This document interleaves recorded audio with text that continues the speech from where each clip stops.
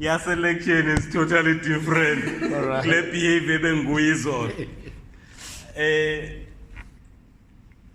Africa, I will not greet you with all protocol due to time. I will just get straight to the business of today.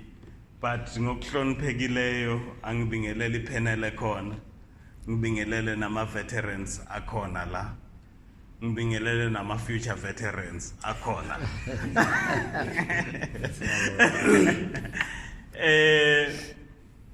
And all abakhona.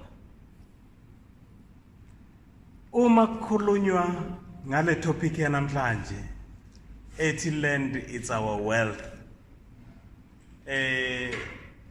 We need to look at a number of issues that this series of lectures across the province has taken. We had some very good lectures on the legal aspects of the land. We had some good lectures on the ideological perspective of the land. We had some good lectures on the economics of the land as the lectures have been proceeding. I'm sure those will be touched today.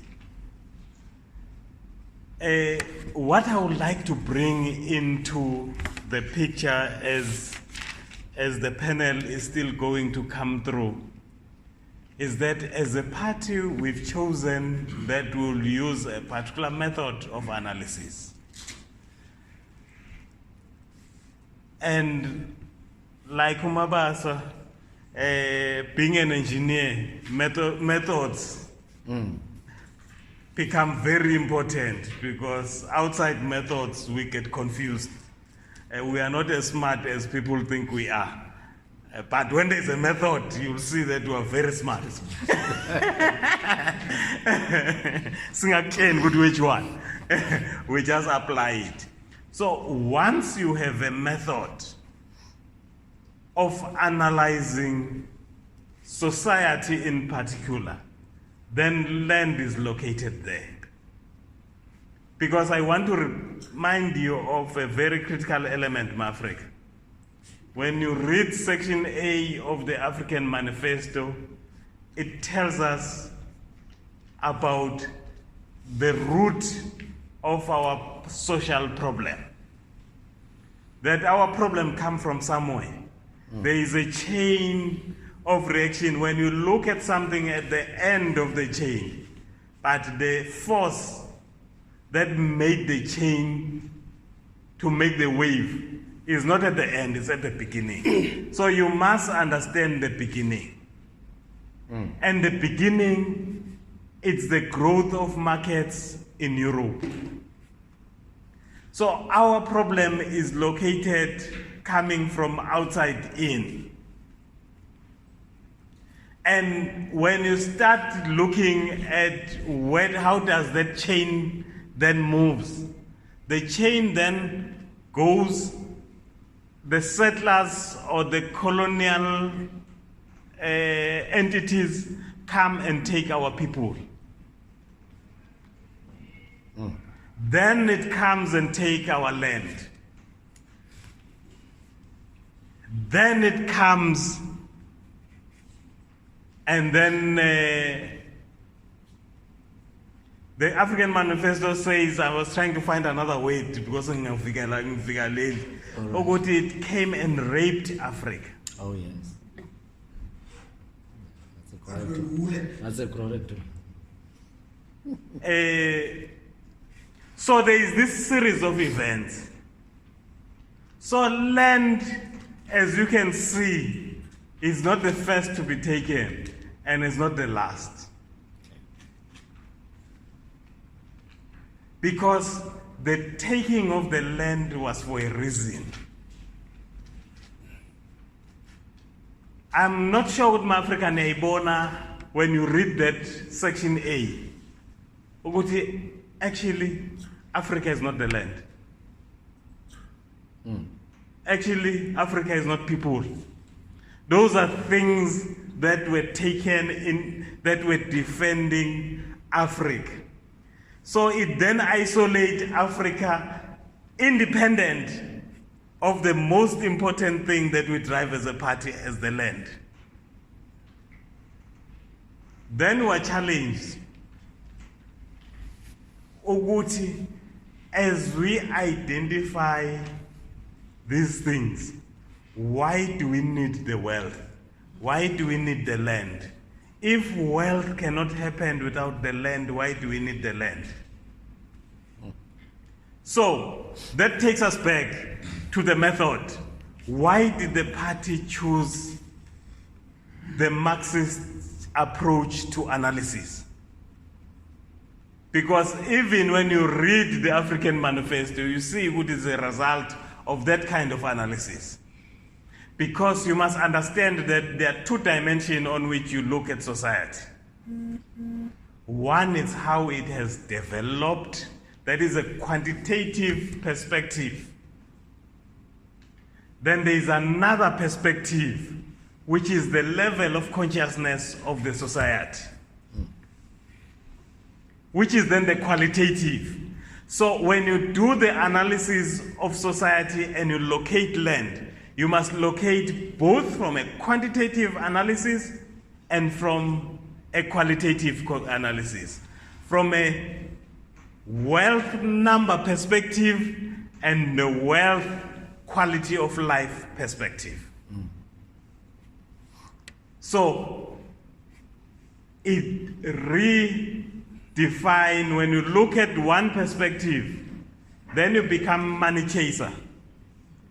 And the problem with money or problem with capital is that actually it's an idea. It's something that does not exist. It can be defined and redefined depending on the consciousness of society. So, in science, there is a book that says numbers, how to lie with numbers. I normally hear those who did not study numbers sufficiently say that numbers don't lie. It's not true. Numbers are always within a context.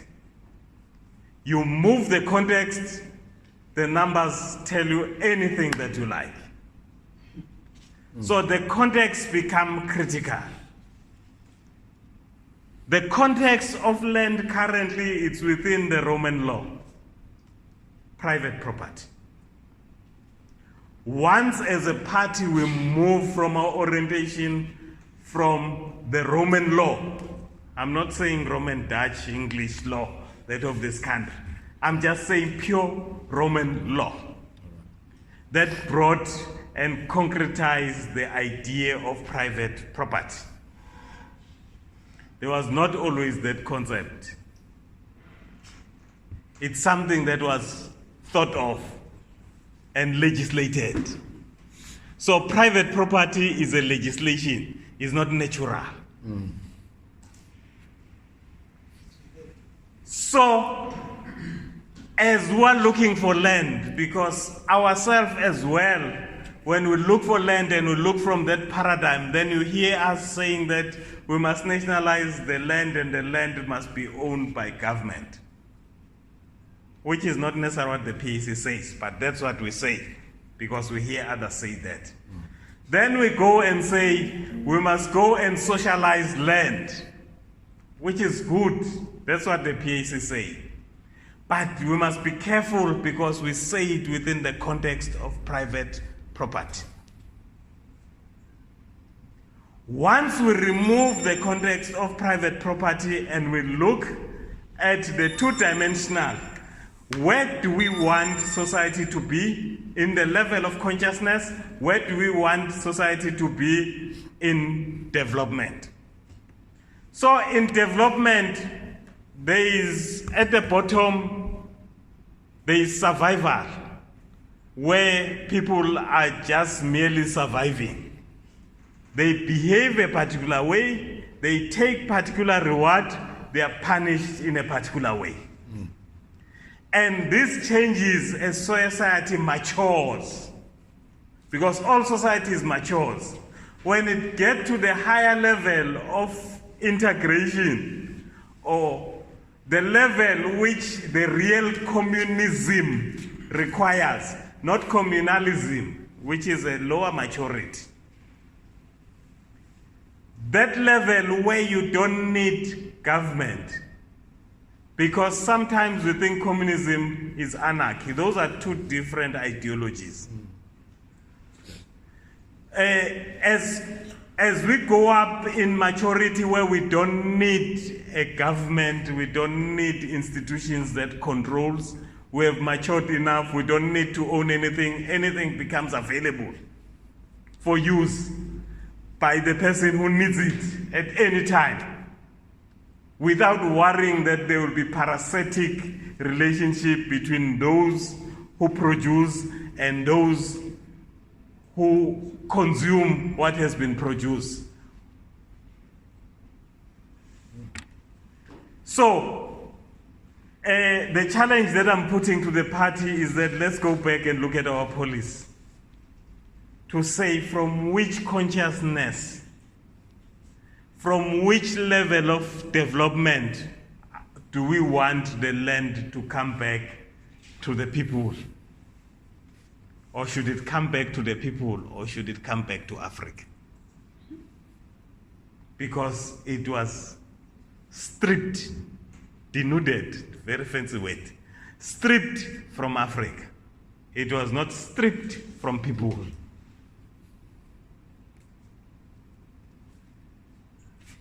Policy writers, it's a challenge, because I don't have an answer to what I'm saying to you. Then from a policy perspective, how do we then code moving from claiming the land, restoring it to people, but restoring it to Africa? And to those in another lecture, then we'll have to deal with the question of say that if Africa is not land, if Africa is not people, then what is Africa? But this is not this lecture. This is just a challenge that we put ourselves. We are hoping to see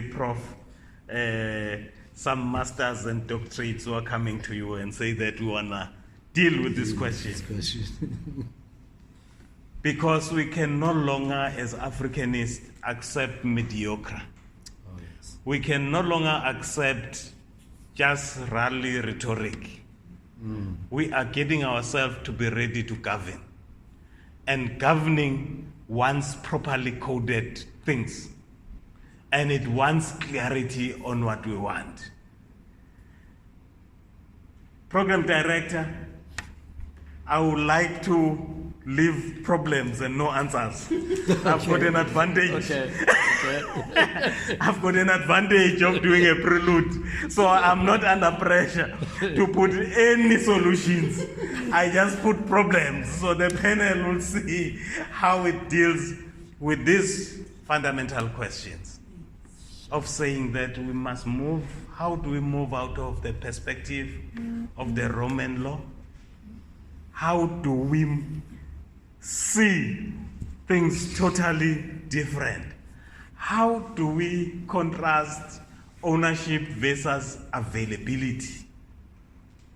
Because if I can share from a technology perspective, from a social behavior perspective, when you then look at the area of innovation, you see that society is moving to the position where ownership is not a must.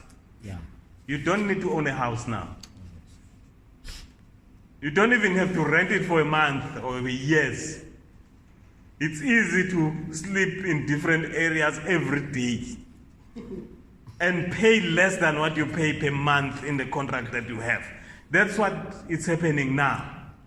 It's easy now not to own a car. If you choose and you are in urban areas, you can decide not to own a car, but you can have a car available to you at any time you want.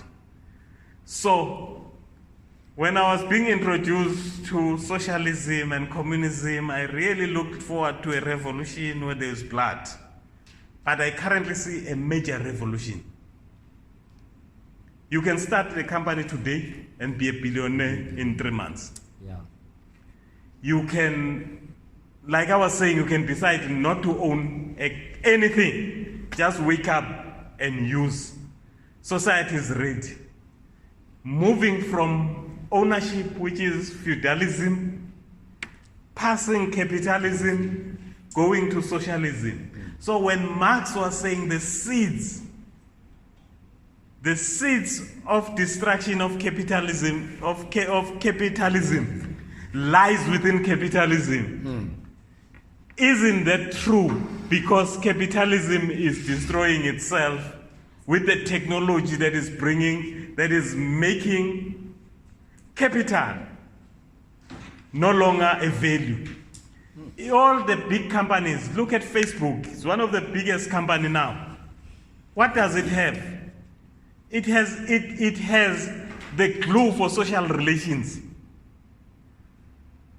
Yeah. What does Uber have? It has a glue for social relationships. So capital is no longer the thing. But there was a time where land behaved like capital. And land lost that strength. Okay. Because why? Consciousness and human development. It moves. Nkrumah say we will not go back. We are not wishing to build the Africa that used to be. We want to move forward. We will not take for granted that nothing happened. Because human has developed and consciousness, we must develop our consciousness as well. Unfortunately, consciousness, you always start at zero when you are a baby. Although society can assist you to jump more if you are in a more matured, more conscious society, you can move faster to the stages. Maturity, unfortunately, you cannot jump stages, you can only move there. Isolate.